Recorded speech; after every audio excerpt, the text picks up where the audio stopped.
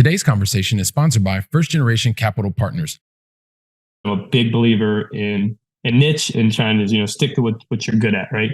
I just keep narrowing it down, and it actually makes my life easier.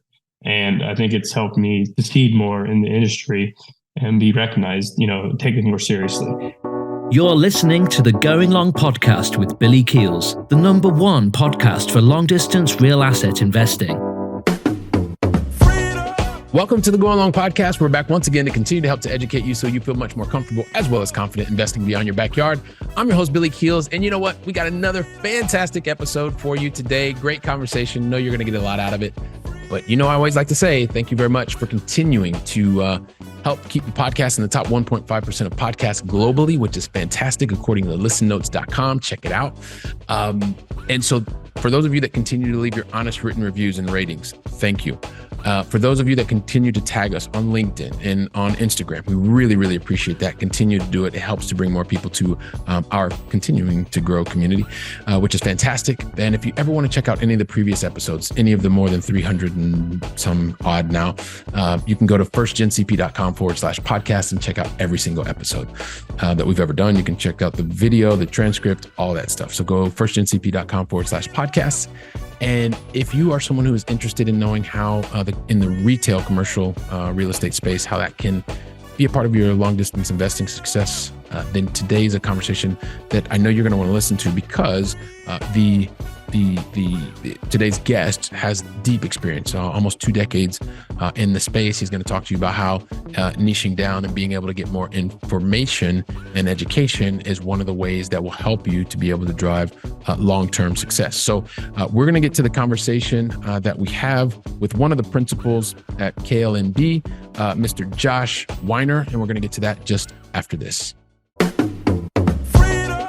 So if you want to understand how having a retail commercial real estate advisor, how he can help to open up new opportunities for your long distance investing success, then guess what? You're going to want to stick around to the very, very last word of today's conversation. You know why? Because today's guest, following university, he started as an associate in the commercial real estate space. He then went on to have a number of sales agent roles in the commercial real estate space. And then guess what? He was even VP in the consulting space. Sounds like this guy knows a little bit about what he's doing. It gives me great pleasure to welcome to today's conversation, the principal of KLNB, Mr. Josh Weiner. Josh, welcome to the show, man. Billy, how you doing today? Thanks for having me on this podcast. Really looking forward to our conversation. Yeah, it makes 2 of us, man. So, and I know you are going to add massive, massive amounts of value to the entire Going Long family. I love the conversation we were having before. And this is a topic area that is really very interesting. So I'm sure you're going to add lots and lots of value to everybody. But you know what, Josh, you're going to get 5 questions. You get 2 in the beginning. You're going to get 3 in the end. So technically you're going to get a lot more than 5 questions because I'm going to ask you a bunch of stuff in the middle. I just don't know how many questions I'm going to ask you. So if you're ready to go, I'd like for you to help us understand with question number 1, where is it that you are calling home today? So Billy, I live in Northern Virginia and also office in Northern Virginia, right outside the Washington, D.C. area. So kind of my geography for the business I cover is the whole Washington, D.C. metropolitan area. Okay. All right. Fantastic. Sounds great. So over on the East Coast of the U.S., we appreciate that. And Josh, I really love positivity, man. It's one of the things that helps to pick us up, move us forward when we're feeling maybe a little bit down. So share with us question number 2. What's the most positive thing that's happened to or for you in the last 24 hours? I knew this question was coming, Billy, so I thought about it, and 24 hours is a short period of time, and a lot of positive things happened. And I guess one thing that kind of stood out was a conversation I had with a longtime friend of mine who's actually also partner also at KLNB, and just driving home from work, just called to catch up on a deal, and it just led to talking about life and our kids and the market and everything else in between, and just kept going and going. And we kind of said, we used to have these conversations all the time. We're getting so busy with, life and family that we don't have these anymore. So it's just nice and refreshing conversation on the way home instead of just doing business deals or whatnot, which I typically do on the drive home before I go home to see my family. So that was the most positive thing that stuck out among many others, obviously. All right, fantastic. Well, I appreciate you breaking that down, giving us a little bit of insight into, what was a private conversation and just the fact that you were able to carve out that space catch up with a colleague, an old friend, and be able to, just talk about life and catch up. So the simple things many times, Josh, I found are the things that can make the most positive, massive impact. So appreciate you reminding us about that. And then I want to ask your kind of help for some stuff. Well, not kind of, I want to ask and will ask for your help because I try to do something that's a little bit impossible because I'm a recovering perfectionist. So it's one of these kind of, I guess, defects that I have. And I tried to tell your entire backstory in like 3.5 seconds. Was never going to happen because you've done way too much. You've impacted too many lives, kind of what you're talking about now. So what I would love for you to do is share your backstory, Josh, in your own words. And also, if you could talk about some of the different decisions that you made to get to this point of where you are in your journey. And then we'll see how we can take the conversation forward from there.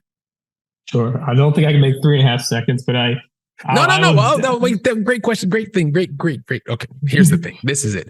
Because I'm the host. I try to do these really impossible things. Since you're the guest, I forgot to tell you, you can take a whole lot more than the 3.5 seconds I tried to take. You're the guest. You take as much time as you want to tell your backstory, and then we'll figure out where we go from there. But I will try to abbreviate because I don't want to bore people too much. So just taking back to my passion for real estate actually comes from my grandfather, who was a real estate developer himself, and he built communities from the ground up. And just seeing what he did was amazing to me. And I always thought I wanted to get into real estate development, but little did I know there was another avenue on the advisor brokerage side, and that's what I ended up doing. Which also, I work with developers and retail tenants. So that's kind of where I've always had the passion for it. So kind of fast forward after college, went to work for family friends business. They were Blockbuster franchisee, and did that for about 3 years outside of college. And then they also owned some real estate where they would put the Blockbuster franchises in. And I started getting more interested in the real estate end of it. I was doing the accounting side from the time I got out of college. I thought it was kind of fascinating, just understanding they had some extra space that they would lease to other tenants. And I started getting interested in that. So I said, let's start asking around people who are in the real estate industry and see what I could do. So I talked to some office brokers, I talked to some retail brokers, talked to a lot of the different brokers, and retail always seemed to interest me from the start. I just, everybody goes shopping. It's just something you can relate to and see versus, office, which wasn't as exciting or interesting me at the time. So fast forward now, April 2007, which probably most people in the real estate industry knows was not going to be a great timing on anybody's part. But of course, I didn't know it back then. I was just young and wanted to get in the business. So feet first in, get in the business, and everybody knows what happens. After that, in 2008 and beyond, we really hit a deep recession. So got in the business April 2007. Was with the company there for 3.5 years. Stayed there, started learning the business. And then went to another company for another 3.5 years. So fast forward, it's about seven years in the business, starting to get a little better recognition, getting some more clients, some more tenants. And then company I'm with now, KLB, calls up and they asked me to join their company. And one of the reasons that I joined KLB 9 years ago was they have a unique structure. I know you mentioned I think you mentioned that I am the principal. I'm not the principal at KLB. I'm one of 45 actually principals. Mm-hmm. So we have almost restructured like a lot of law firms are structured, where we invest our hard-earned dollars after reaching certain benchmarks within the company. They ask you to buy shares in the company and you can become a partner. So that was one of the reasons that I joined KLB. It took me 5 years to get to that level. And then once I become, we're all obviously partners and can share in any kind of profits at the end of the year, if there is any. And that was one of the reasons. The culture of the company is fantastic. Everybody helps each other out. Everybody works together, and kind of striving towards that same goal is to help our clients succeed and do the best that they can. So I've been at KLB now for 9 years. I've picked up a lot of knowledge and clients along the way. Work with some different name clients people may recognize, such as Popeyes, Dunkin', Outback Steakhouse, Sheetz, Learning Care Group. It's a daycare group. So a lot of national client brands, landlord brands, such as, D.R. Horton and Casco. So a lot of different clients, and we focus on the retail aspect. Fantastic. Well, I appreciate you bringing us up to speed, kind of where you got started and having early influences, even with your grandfather as a developer, and then some of the different decisions that you made. I mean, even getting involved in 2007. I actually, one of the questions I just want to make sure that I also understood, you were actually working in the business in 2007, right? Working at another firm right at the 2007 when that got started. Is that correct? April 2007 is actually when I decided to get into retail real estate. Yes, okay, correct. Okay, April 2007. Okay, fantastic. So I'm going to take a step back because there's a couple of different things that I think is really important for the Going Long family who's listening and watching us today and all that kind of good jazz. You mentioned early on that you had a grandfather who was a real estate developer who you were able to see firsthand kind of what he was doing and the different types of impact that he was making on communities, et cetera, et cetera. But you said that you decided to go the advisor broker route versus maybe following in the footsteps of, a family member. A lot of times I've found like I didn't have any kind of influence in any, like in my direct family as it related to real assets or real estate, at least that I knew of at the time. Talk to us about what that was like for you, knowing that there was a development route had you wanted to take it. And at the same time, you decided, you know what, I think it's best for me to go the advisor broker route. Talk to us a little bit about that decision-making kind of process you went through. Sure. So my grandfather was also, an attorney by trade, and, investing was, I guess, one. But I mean, he worked, 7 days a week, nonstop. Had 6 kids, including my dad was one of them. And it was, and he did it all for his family, right? That was the reason he did it. He was a simple man, didn't drive a nice fancy car, didn't have the same house forever. That's kind of, how things I think they used to be done, and I saw all that, obviously, hard work and time, but he still spent a lot of time with his family, and I was proud of everything he did. But I think that the next generation, my father's generation, didn't get into the business. So by the time, he was getting older, most all of his, assets and everything he owned with business partners were kind of pretty much sold off. Right. So I just kind of, heard from him and my father different stories about what he had done and what he had built, and I still learn more and more today. He was just such a quiet man about it. He didn't boast about it. He wouldn't even know, like some of my aunts didn't even know he even did any of this kind of stuff. They were his kids. He just went to work every day and that's it. Didn't talk about it. So simple, in that regard. So it wasn't that he was ever pushing me on to do that or anybody in the family. It was just what he did because he wanted to take care of his family and his 18 grandkids and everybody else in between. I did a little bit of the not development route, but I bought some, residential properties outside of college and did that where we would rent them out to, college students, and sold them before, in 2006, before the market got bad. So we did okay with some of those investments. And I thought we'd keep going that route and buying more. But I just didn't have the risk tolerance, honestly, to be an investor. I think that's what it came down to. And if people always ask me today, like, why don't you go do it? And I was like, it's not easy. It's hard. And everybody acts like it's so easy to, turn a profit on everything you do. And I watch these developers that do these ground up developments.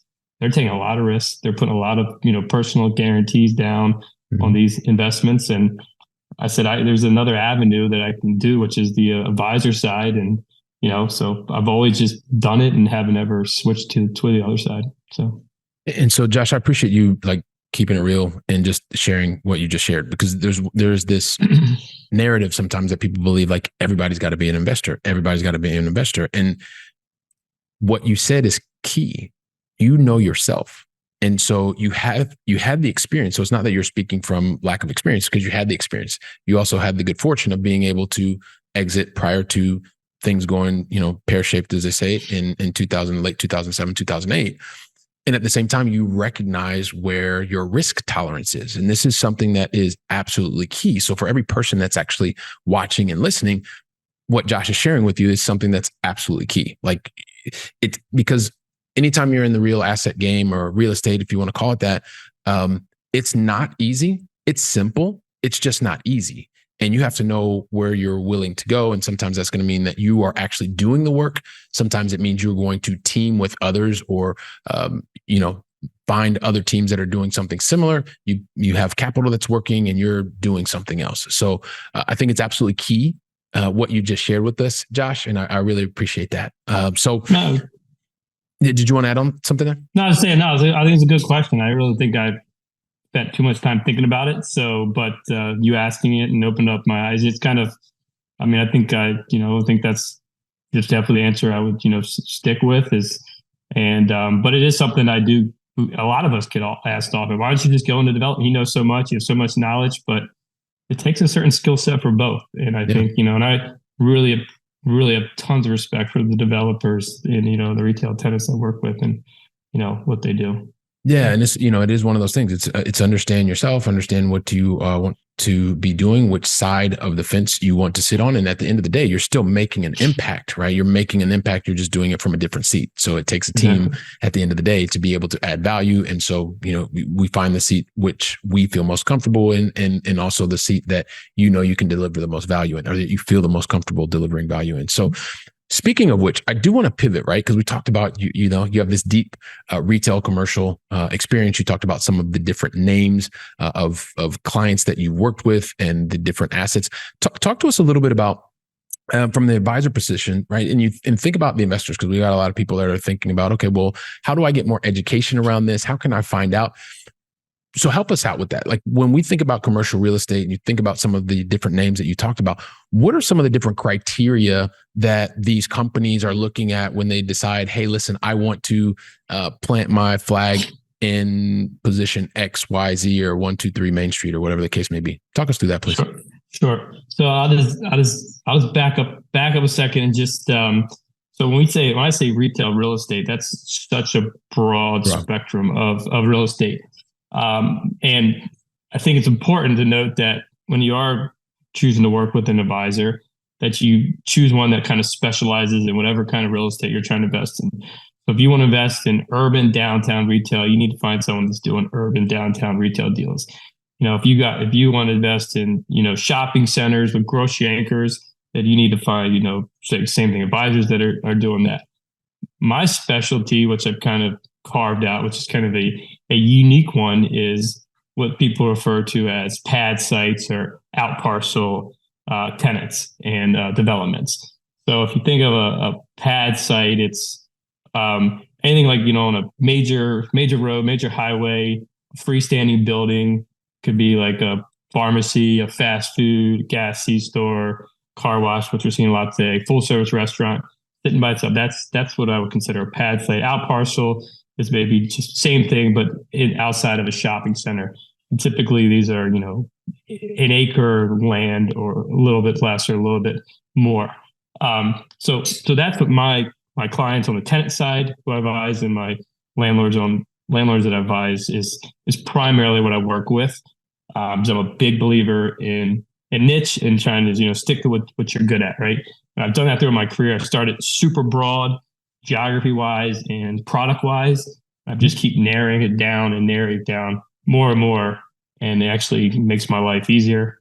And I think it's helped me, succeed more in the industry and be recognized, taken more seriously. So from my client's perspective in the pad site out parcel world, I mean, the biggest thing that we're looking for is visibility. That's why these pads are right out on the road. That's super important. The next thing would be access. Access for certain tenants is more important than others. The gas C-store that represents seats, access is crucial because you're coming into these to get gas and go to the convenience store multiple times a week. You got to be able to get in. Most importantly, what I've learned from them more so, you got to be able to get out. You can't have a backup jam and they can't get out. It's not going to be a good site. So the flow of the traffic is super important for that aspect. And then traffic counts. It goes without saying, if there's not, we usually use a metric about 18,000 cars a day on that road, then it's probably not going to be a strong site. Got to be something else about it that really appeals. So the traffic is really important. So those are really aesthetic type things. But when you're actually looking at it from an investment point, the zoning is extremely important because if it's property zone residential and you got to get it rezoned to commercial, you got a lot of fight on your hands from that community and that municipality. So, I mean, it can be done, but there's got to be a story behind it of why it's going to be done. Like the area is completely changing, or it's often interchange. But there's a lot that goes into, especially in the Washington, D.C. market and different jurisdictions, is getting like drive-throughs approved or gas C-store approved. We spend more time on that than anything. And we look at a lot of sites. There's a lot of sites that don't work because of the zoning. So if you can check those 4 boxes, those are really, really crucial.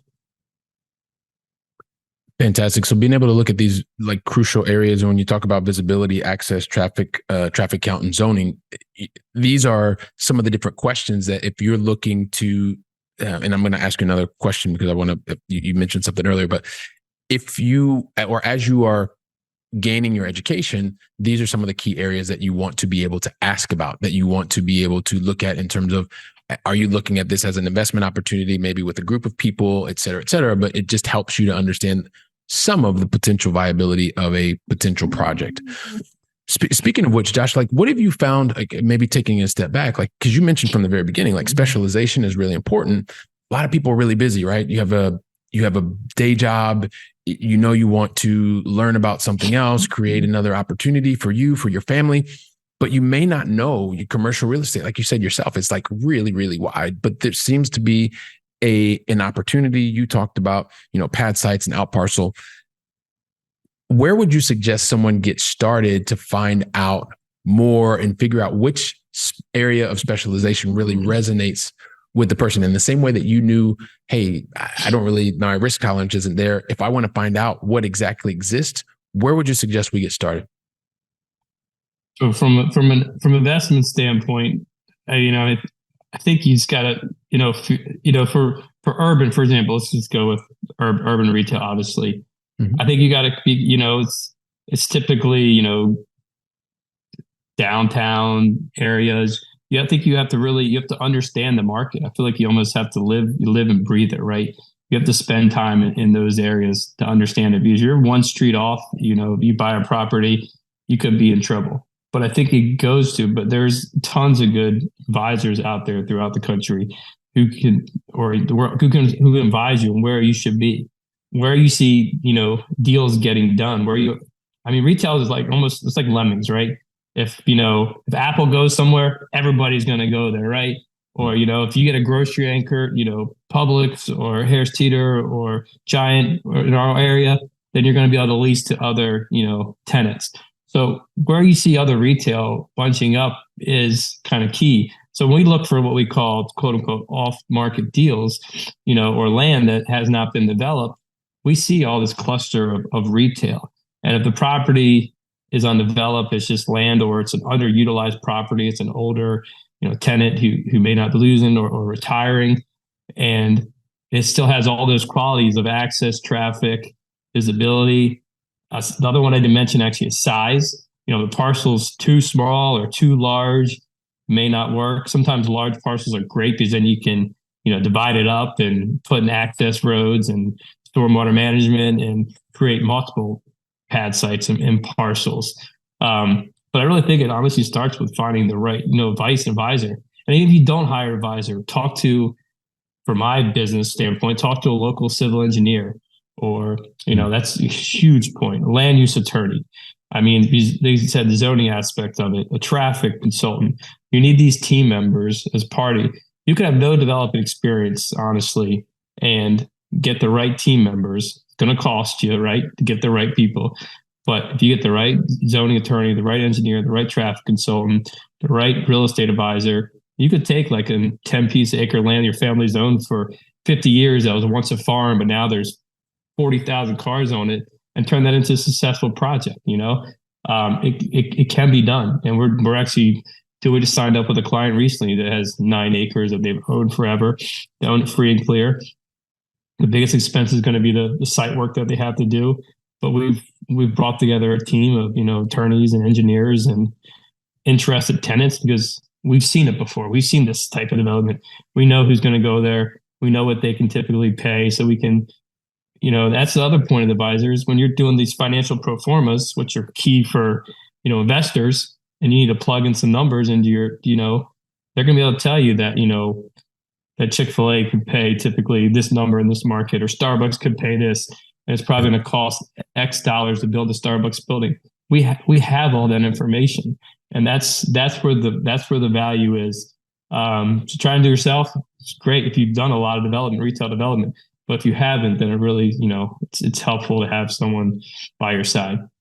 Yeah, well, I appreciate you filling us in on that and giving us some perspective and some of the things we can look for, and also some of the different criteria once again that we can look into.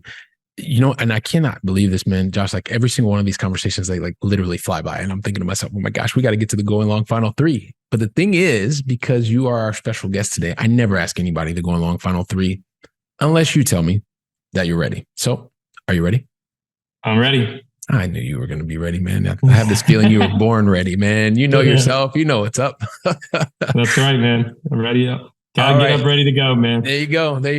Well, listen, I'm from the Midwest originally, but I've called Europe home for the last, over 2 decades now, which is pretty amazing. I came over here for a 1-year sabbatical back in 2001. But hey, listen, It is what it is. So I always want to know, because this is one of the things that I just appreciate, is help us understand, what is your favorite European city that you've either visited, Josh, or is still on your bucket list to visit? Would love to know that. Well, I've not been to Europe. Not yet. Close place I've been is Australia, which I got to go when I was in college, which was pretty awesome. But my wife and I, we wanted to go to Italy. It seems like every time we try, something comes up, but not an excuse. And then Capri looks like such a cool place in Italy, just by doing my Google searches. There's, Tuscany, there's so many places in Italy. I think we could spend weeks there, and do want to do it. I got a lot of young kids, but hopefully as they get older, maybe my parents will watch them a little longer. So there you go. But hopefully it happens. So all right, well, we'll go with Capri, and we'll include that in our show notes. Appreciate you sharing that. The other thing, Josh, is any time that we're adding value, we're always working on doing new things, proposing new different types of value. And I've never met anyone yet, maybe you're the first person, who's gotten every single thing that they tried right the first time. Everything. Are you that person? No. Okay. All right. Well, I thought I would ask. No, well, listen. So, all right. Well, hey, listen, darn. I thought there was that. I thought there was hope for you. No such thing as perfect. No. Yeah. No. Definitely not. So here's the thing. It's really about, I don't want you to think about when you tried something new or different. I don't want you to think about the failure. I really want you to think about what it was that you learned as a result of trying something new. Because what I found is the people that have and make the biggest impact, it's whenever there's a failure event or you have a mistake or something like that, you take the learnings from that and you put different strategies, tactics, and actions in place to minimize the probability of that happening again. So what's the one lesson that you would want to share with me and the Going Long family today? All right. So I kind of thought about this question and the best way to answer it. And I kind of group it up a little bit, I guess. So during COVID, we were all stuck at home. We couldn't do anything, especially in the retail industry. Can't forget when that happened. And my daughter, I think she was in kindergarten. She was in kindergarten at the time. Just the little ones are home too. My wife's home. We were all home, so I was like, I just can't sit around and do nothing. I mean, we'd have Teams call with our partners and colleagues all the time to keep going. And honestly, that's really when I started kind of just like reinventing myself a little bit. And I didn't sit around just moping about it. I did get to spend a ton of time with the family, but I got to work, and I called all my clients and I talked to them all and said, any way I can help you. I wasn't going to, necessarily make a lot of money off any deals at that time, but just staying in touch with people and connecting with people and not letting this get me down. Actually, it kind of took me to the next level. I started reading a ton more. And I think that was huge for me. And just came up with these different philosophies that I got from reading and just really took them. So I think just taking a bad experience like COVID and making it into a positive one was a huge lesson for me, just in life in general, because we're always going to have bad experiences and bad days. And, it's every day I wake up, I write the same thing in my journal, which of course I didn't even do before COVID. I said, yesterday is history, tomorrow's a mystery, today is a gift, and that's why we call it present. It was an Eleanor Roosevelt quote. And every day, just grateful to wake up and it, even when these bad things happen. So I think I took that negative, and I know it was unfortunate for a ton of people during that time, and made it a positive. And I think that's made a huge difference in my life.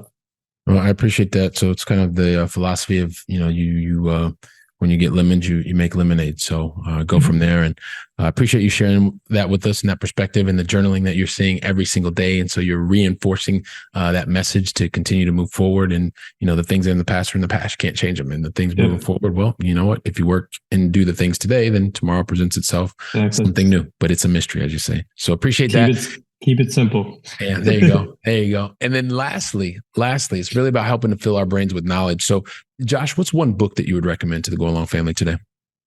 I'm sure everybody knows this book, but probably the one I've read for the longest time, and I reread it every year, would be Dale Carnegie, How to Win Friends and Influence People.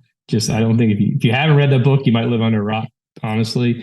But it's just a fantastic book, and just stuff we should know, but great reminders.